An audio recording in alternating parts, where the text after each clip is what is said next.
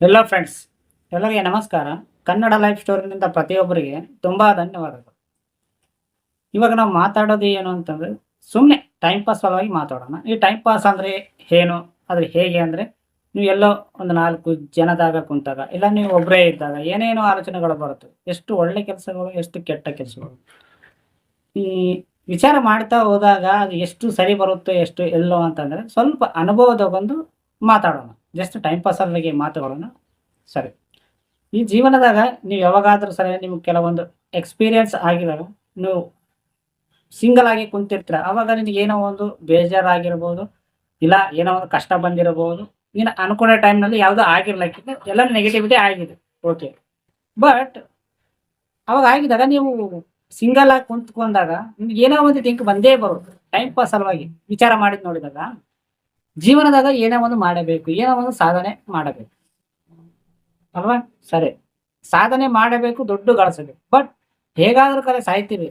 Eight ಸಾಧನೆ ಮಾಡಿದ್ರು ಕೂಡ ನಾವೇನು ಒಯ್ಯಲ್ಲ. ಎಷ್ಟು ದುಡ್ಡು ಸಂಪಾದನೆ ಮಾಡಿದ್ರು ಕೂಡ ಸತ್ತಿದ ₹1 ಒಯ್ಯಲ್ಲ. ಸೊ ಸಾಧನೆ ಮಾಡಿ ಏನು ಮಾಡೋದು ಅದ? ಇರೋ ತನಕ ಎಂಜಾಯ್ ಮಾಡಬೇಕು. ನೀನು ಎಷ್ಟೇ ದುಡ್ಡು ಗಳಿಸಿದ್ರು ಕೂಡ ಸತ್ತಾಗ ₹1 ಒಯ್ಯಲ್ಲ. ಸೊ ಇರೋ ತನಕ ನೀವು ತಿಂದು, ಕುಡಿದು ಎಂಜಾಯ್ ಮಾಡ್ಬೇಕು. ಯಾಕೆಂದ್ರೆ ನೀನು ಎಷ್ಟು ದುಡ್ಡು ಗಳಿಸಿದ್ರು ಕೂಡ ಅದು ನೀನು ಸತ್ತಿದ ₹1 ಒಯ್ಯಲ್ಲ. ಸೊ ಹಾಗಾದ ಮೇಲೆ ನೀನು ಯಾಕೆ ಅಷ್ಟೊಂದು ದುಡ್ಡು ಗಳಿಸ್ಬೇಕು?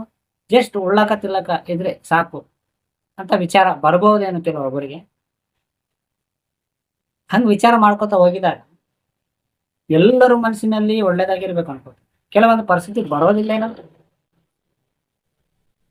ದುಡ್ಡಿನ ಬೆಲೆ ಯಾವಾಗ ನಿನಗೆ ದುಡ್ಡು ಬೆಲೆ ಕಷ್ಟ ಆಗುತ್ತೋ, ಯಾವಾಗ ನಿನಗೆ ದುಡ್ಡಿನ ಬೆಲೆ ಗೊತ್ತಾಗುತ್ತೋ, ಯಾವುದೋ ಒಂದು ಕಷ್ಟ ಬಂದಾಗ ನಿನಗ ಎಷ್ಟು ದುಡ್ಡು ಬೇಕು ಅಷ್ಟು ನಿನಗೆ ಸಿಗಲಾರದಾಗ ಆವಾಗ ದುಡ್ಡಿನ ಬೆಲೆ, ದುಡ್ಡು ನಾನು ಸಂಪಾದನೆ ಮಾಡ್ಬೇಕಾಗಿತ್ತಲ್ಲ ಅಂತ ವಿಚಾರ ಬರುತ್ತೆ.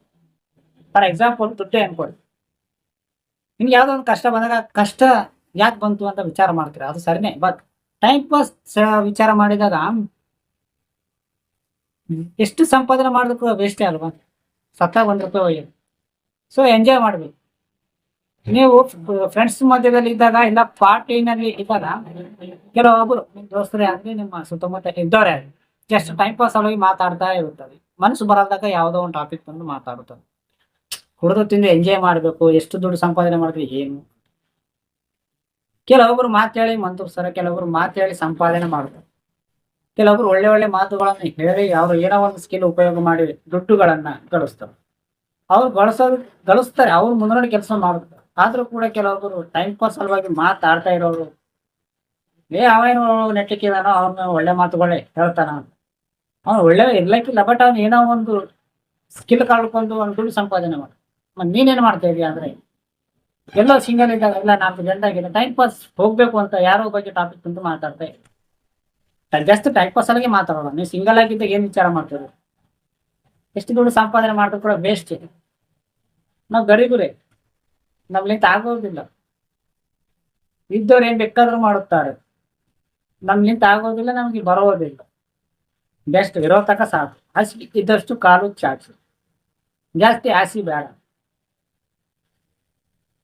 ತಿನ್ನಕ್ಕೆ ಅಲ್ಲ, ಎಷ್ಟು ಕಷ್ಟ ಮಾಡಿದ್ರು ಕೂಡ ನಮ್ಮ ಹೊಟ್ಟಿಗೆ ಅಲ್ವಾ, ಹೊಟ್ಟಿ ಸಲುವಾಗಿ ಅಲ್ಲ. ಸೊ ನಮ್ಗೆ ಯಾವಾಗ ತಿನ್ಬೇಕು ಅನ್ಸುತ್ತೋ ಅವಾಗೆ ತಿಂತೀವಿ, ಏನ್ ಬೇಕಾದ್ರೂ ತಿಂತೀವಿ. ಅದಕ್ಕೊಂದು ಲಿಮಿಟ್ ಇಲ್ವಾ? ಹೊಟ್ಟೆ ಸಲುವಾಗಿ ಮಾಡ್ತಾ ಇದೀವಿ ಕಷ್ಟ ಅಂತ ಗೊತ್ತು, ಆದ್ರೂ ಕೂಡ ಸಿಕ್ಕಾಗೆಲ್ಲ ಆ ಹೊಟ್ಟೆ ಸಲುವಾಗಿ ತಿಂದ್ರೆ ಏನಾಗುತ್ತೆ ಅಂತ ಗೊತ್ತಿಲ್ವಾ? ನಿಮ್ಗೆ ಇಷ್ಟ ಆಗಿದ ವಸ್ತು, ಇಷ್ಟ ಆಗಿದ ಯಾವುದೇ, ಎಲ್ಲರಿಗೂ ಆಸೆ ಇರುತ್ತೆ, ಎಲ್ಲರೂ ಚೆನ್ನಾಗಿರ್ಬೇಕು, ನಾನು ಚೆನ್ನಾಗಿರ್ಬೇಕು. ಸೊ ರಿಲೇಷನ್ ಬಗ್ಗೆ ಮಾತಾಡ್ಬೇಕಾಗಿದ್ರೆ, ದುಡ್ಡಿದ್ರೆ ಎಲ್ಲ ರಿಲೇಷನ್ ಬರುತ್ತಾರೆ. ಯಾಕೆ? ದುಡ್ಡು ಇರ್ಲಿಲ್ಲ ಅಂದಾಗ ಬಂದಿಲ್ಲವಾ? ನೀನು ಹುಟ್ಟಿನಿಂದಲೂ ದುಡ್ಡು ಅಂದ್ರೆ ನಿನಗೆ ಗೊತ್ತಿರ್ಲಿಕ್ಕಿಲ್ಲ. ಕೆಲವೊಂದು ಸಾರಿ ದುಡ್ಡು ಇದೆ, ನಿನ್ನ ಹತ್ರ ದುಡ್ಡು ಇಲ್ಲದಾಗ ಕೂಡ ಕೆಲವೊಬ್ಬರು ಬಹಳ ಹತ್ರ ಆಗಿದ್ದವರು ರಿಲೇಷನ್ ಬಂದಿರಬಹುದಲ್ವಾ?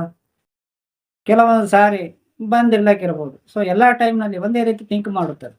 ಜಸ್ಟ್ ಟೈಮ್ ಪಾಸ್ ಆಗಿ ಮಾತಾಡೋಣ. ನೀನು ಒಬ್ಬನೇ ಕುಂತಿದ್ದಾಗ ಯಾವಾಗಾದ್ರೂ ಅನಿಸುತ್ತಾ, ನನ್ನ ಲೈಫ್ ಚೆನ್ನಾಗಿಲ್ಲ, ದುಡ್ಡು ಸಂಪಾದನೆ ಮಾಡಬೇಕು, ರಿಚ್ ಲೈಫ್ ಆಗಬೇಕು, ತುಂಬ ಚೆನ್ನಾಗಿರಬೇಕು ಅಂತ ಯಾವಾಗಾದ್ರೂ ಥಿಂಕ್ ಮಾಡಿದ್ರೆ, ಏನೋ ಒಂದು ಮಾಡಬೇಕು ಅಂತ ಅನಿಸ್ತಾ ಇದೆ. ಬಟ್ ಏನು ಬೇಕಾದ್ರೂ ಮಾಡಿದ ಮೇಲೆ, ಸತ್ತಿದ ಮೇಲೆ ಏನು ಮಾಡೋದೇ ಇಲ್ಲಲ್ಲ, ಯಾವಾಗಾದ್ರೂ ಸಾಯ್ತಿದೆಯಲ್ಲ, ಏನು ಮಾಡಿ ಏನು ಮಾಡೋದದ ಅಂತ ಕೆಲವೊಂದು ಸಾರಿ ಅನಿಸ್ತಾ ಇದೆ. ಏನೋ ಒಂದು ಮಾಡಬೇಕು ಸಾಧನೆ ಅಂತ ಅನಿಸಿದಾಗ ಹೇಗಾದರೂ ಸಾಯ್ತೀವಿ. ಏನು ಮಾಡಿ ಏನು ಮಾಡಲಾಗ ಯಾವಾಗಾದ್ರೂ ಸರಿ ಅನಿಸುತ್ತಾ? ಎಷ್ಟೋ ಕೋಟಿ ಕೋಟಿ ಆಸ್ತಿ, ಕೋಟಿ ಕೋಟಿ ದುಡ್ಡು ಮಾಡಿದವರು ಸತ್ತಿದಾಗ ₹1 ಒಯ್ದಿಲ್ಲ. ಬಟ್ ಸುಮ್ಮನೆ ಯಾಕಷ್ಟು ಟೆನ್ಷನ್ ಬೀಳೋದು? ಕುಡಿದು ತಿಂದು ಎಂಜಾಯ್ ಮಾಡೋದು. ಯಾಕೆಂದ್ರೆ ಅಷ್ಟು ದುಡ್ಡನ್ನ ಸಂಪಾದನೆ ಮಾಡಕ್ಕಾಗಲ್ಲ. ಇದ್ದಿದ್ರಲ್ಲೇ ಚೆನ್ನಾಗಿರೋಣ, ಅದರಲ್ಲೇ ಅಡ್ಜಸ್ಟ್ ಮಾಡ್ಬೋದು, ಎಂಜಾಯ್ ಮಾಡ್ಬೇಕಷ್ಟೇ. ಎಷ್ಟೇ ಕಷ್ಟ ಮಾಡಿದ್ರು ಕೂಡ ನಮ್ಮ ಹೊಟ್ಟೆಗೆ ಅಲ್ವಾ? ಹೊಟ್ಟಿಗೆ ಪರವಾಗಿಲ್ಲ, ನೀವು ಹೊಟ್ಟೆ ಸಲುವಾಗಿ ಮಾಡ್ತೀರಿ. ಹೊಟ್ಟೆ ಸಲುವಾಗಿ ಮಾಡಿದ್ರು ಕೂಡ ಕೆಲವೊಂದು ಲಿಮಿಟ್ನಲ್ಲೇ ಇದ್ರೆ ನಿನ್ನ ಆರೋಗ್ಯ ಚೆನ್ನಾಗಿರುತ್ತೆ. ಎಲ್ಲರೂ ಹೊಟ್ಟೆ ಸಲುವಾಗಿ ಮಾಡುತ್ತಾರೆ. ಎಷ್ಟೇ ಕಷ್ಟ ಮಾಡಿದ್ರು ಕೂಡ ನೀನು ಹೊಟ್ಟೆ ಸಲುವಾಗಿ ಮಾಡುತ್ತಾರೆ. ಬಟ್ ಆ ಹೊಟ್ಟೆ ಸಲುವಾಗಿ ಲಿಮಿಟ್ನಲ್ಲಿ ಇರಬೇಕು. ಯಾವಾಗಲೂ ಕೆಟ್ಟೋದು ಫುಡ್ ತಿನ್ನಬಾರ್ದು. ಸೊ ತಿನ್ನಬೇಕು, ಯಾವಾಗೋ ಅಪರೂಪಕ್ಕಾಗಿ ಒಂದು ತಿನ್ನಬೇಕು. ನೀನು ಸಾಯ್ತಾ ಅಂತ ಗೊತ್ತು, ಆ ಸಾಯ್ತೀನೋ ಅಮ್ಮ, ನೀನು ನಾಳೆ ಇರ್ತೀರೋ ಇಲ್ಲೋ ಗೊತ್ತಿಲ್ಲ. ಬಟ್ ಇವಾಗೇ ಎಂಜಾಯ್ ಮಾಡಬೇಕು. ನಾಳೆ ಕನ್ಫರ್ಮ್ ಆಗಿ ನೀನು ಕಾಣ್ತಿರ್ತೀರಿ. ನೀವು ಒಂದು ವೇಳೆ ಬದುಕಿದ್ರೆ, ಇವಾಗ ಫಾರ್ ಎಕ್ಸಾಂಪಲ್ ನಾಳೆ ನೀನು ಸಾಯ್ತೀಯ ಅಂತಿದಾಗ ನಿನ್ನ ಹತ್ರ ಎಷ್ಟು ದುಡ್ಡು ಇದಾವೆ ಅಷ್ಟು ದುಡ್ಡು ನೀನು ದಾನ ಮಾಡಿ ಕುಂದಿರ್ತೀನಿ. ನಾಳೆ ಸಾಯ್ತೀನಿ ಅಂತ ಕನ್ಫರ್ಮ್ ನಿನ್ಗೆ ಗೊತ್ತಾಗಿದೆ. ಒಂದು ವೇಳೆ ನೀನು ನಾಳೆ ಸತ್ತಿಲ್ಲ ಅಂದಾಗ ಅವಾಗ ಏನು ಮಾಡ್ತೀರಾ? ಕೊಟ್ಟಿದ್ದೆಲ್ಲ ಒಂದು ದಾನ ಮತ್ತು ವಾಪಸ್ ತಗೊಳ್ತೀರಾ ರಿಟರ್ನ್? ಇಲ್ಲ ತಾನೆ. ಸೊ ನಾಳೆ ಇರ್ತೀವೋ ಇಲ್ಲೋ ಗೊತ್ತಿಲ್ಲ. ಬಟ್ ಇವತ್ತಿದ್ದೀರಲ್ಲ, ಇವತ್ತನ ನೀವು ಏನಾದರೂ ಒಂದು ಡೆವಲಪ್ ಮಾಡಿ, ಏನಾದರೂ ಒಂದು ಸಾಧನೆ ಮಾಡಿ. ಇದು ಆಗುತ್ತಾ ಬಿಡುತ್ತೋ ಗೊತ್ತಿಲ್ಲ. ಸೊ ಹೇಗಾದರೂ ಸರ ಸತ್ಯದ ಮೇಲೆ ನಾವು ಅದು ಗೊತ್ತಿಲ್ಲ. ಬಟ್ ಇರೋ ತನಕ ಅಂತೂ ನೀವು ಏನೋ ಒಂದು ಮಾಡಲೇಬೇಕಾಗುತ್ತೆ. ನೀನು 4 ದುಡ್ಡು ಗಳಿಸಿದಾಗ ನೀನು ಸತ್ರು ಭೀ ನಿನ್ನ ಮಕ್ಕಳಿಗೆ ಆಗುತ್ತೆ, ಇಲ್ಲ ನೀನು ಯಾರೋ ಒಬ್ಬರಿಗೆ ಆಗುತ್ತೆ. ನೀನು ಇರೋ ತನಕ ಮಾತ್ರ ಸುಖವಾಗಿ ಇರ್ತೀಯಲ್ಲ. ಅರ್ಥ ಆಯ್ತಾ ಫ್ರೆಂಡ್? ಜಸ್ಟ್ ಟೈಮ್ ಪಾಸ್ ಸಲುವಾಗಿ ಒಬ್ಬ ಕುಂತಾಗ ಏನೇನು ವಿಚಾರ ಬರುತ್ತವೆ ಅಂದ್ರೆ ಅದು ಹೇಳಕ್ಕೆ ಆಗೋದಿಲ್ಲ. 4 ಜನದಾಗ ಕುಂತಾಗ ಇನ್ನು ನಿನ್ಗೆ ಒಳ್ಳೆ ಮೋಟಿವೇಟ್ ಬೇಕಂದ್ರೆ ನೀನು ಫ್ರೆಂಡ್ಸ್ನಲ್ಲಿ ಯಾವುದೋ ಒಂದು ಪಾರ್ಟಿನಲ್ಲಿ ಒಂದು ಬೀರು ಡ್ರಿಂಕ್ ಮಾಡ್ತಾ ಇರ್ತಾರಲ್ಲ, ಅವ್ರಿಗೆ ಇನ್ನೂ ತುಂಬ ಚೆನ್ನಾಗಿ ಹೇಳ್ತಾರೆ ಮೋಟಿವೇಟ್. ಟೈಮ್ ಪಾಸ್ ಸಲುವಾಗಿ ಕೆಲವೊಂದು ಮಾತುಗಳು ಹೇಳ್ತಾರೆ. ನೀನು ಅನುಭವ ತಗೋಬೇಕಾಗಿದ್ರೆ ಆ ಟೈಮ್ ಪಾಸ್ ಮಾತುಗಳನ್ನ ನಿನಗೆ ಎಷ್ಟು ಅನುಭವ ಕೊಡುತ್ತೆ ಅನ್ನೋದು ನಿನ್ನ ಕೈಯಲ್ಲೇ ಇರುತ್ತೆ. ಅರ್ಥ ಆಯ್ತಾ ಫ್ರೆಂಡ್ಸ್? ಸೊ ಟೈಮ್ ಪಾಸ್ ಅಂತ ಟೈಮ್ ಪಾಸ್ ಮಾತುಗಳನ್ನು ಬಿಡಬೇಡಿ, ತಗೊಳ್ಳಿ. ಈ ಸ್ಟೋರಿ ನೀವು ಪೂರ್ತಿ ಕೇಳಿದ ಪ್ರತಿಯೊಬ್ಬರಿಗೆ ತುಂಬ ಧನ್ಯವಾದಗಳು.